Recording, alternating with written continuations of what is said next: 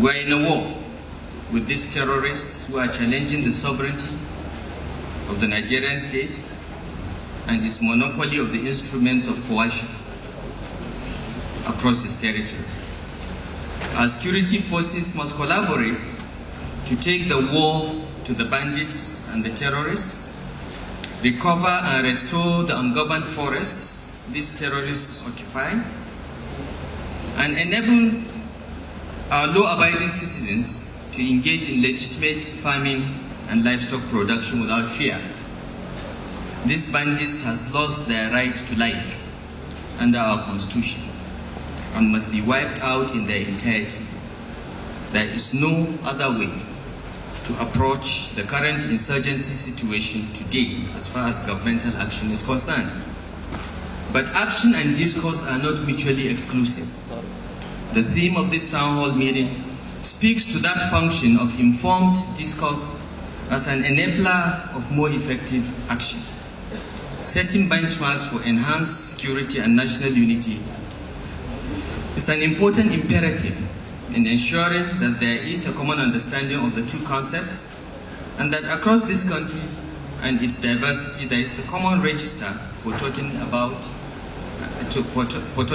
them and assessing them. Everyone that has been concerned about the danger that insecurity has posed to national cohesion will appreciate the importance of securing a collective understanding of the problems and the solutions. In my view, we require at the minimum some national consensus on the key issues that confront us, on the most efficient remedies for our weaknesses.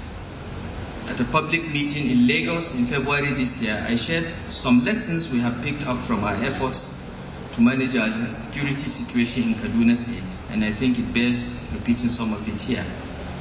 Number one, the Nigerian state has not jealously and consistently protected its prerogatives and status as a Leviathan, the ultimate guarantor of security, the protector of rights, and the promoter of the rule of law. That is why its power is being challenged everywhere across the country in a frighteningly sustained manner by a phalanx of armed non-state actors. Number two, our national level security response to these challenges has been uncoordinated and ineffective in wiping out the threats. None of the military services nor other security agencies have been suitably expanded in numbers and equipment for over a decade since the insurgency in the northeast pushed things to a new low. This country does not have enough soldiers or uniformed policemen and women or numbers of secret police to project state power adequately across its vast swaths, particularly the forests. The limited number of boots on the ground are not well equipped and are significantly lacking in the technology that can make their limited numbers matter a lot less. Number three, our justice system operates with ethos and at a pace that do not reflect the fragility of the situation and the urgency to demonstrate that the rule of law is meaningful.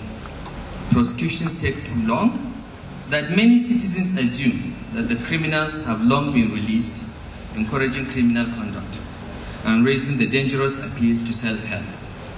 In fact, in this country, criminals like the courts because they know that they take their time before convicting them. The courts are on the side of the criminals rather than being on the side of law enforcement to a large extent. And this is totally unacceptable. Number four, the subnational level, that is the states and local governments combined, along with our traditional institutions, have limited hard power, but considerable options and scope for the exercise of soft power using our traditional rulers, community, and political leaders at the grassroots. But exercise of this soft power requires for its effectiveness the looming shadow of credible coercive power. Number five, the notions of a common humanity, not to talk of a common citizenship, are not as widely or deeply shared as it would appear. Identity politics hold sway. This reflects the absence of an elite consensus about who we are and how we should live together. To attain this consensus, we must, as leaders and citizens, approach organizing and governing our country as a deliberate task, beginning with a collective decision regarding what sort of society we intend to be and the means of attaining it. Other countries have done it. I don't think it's impossible for us to do so. So I would like to conclude my welcome remarks by suggesting that this country requires urgent actions in the following areas. Number one, to identify, focus, and deal decisively with all state and non-state actors engaged in conduct that amounts to challenging the supremacy of the Nigerian state and our constitution without ethnic profiling or discriminatory treatment.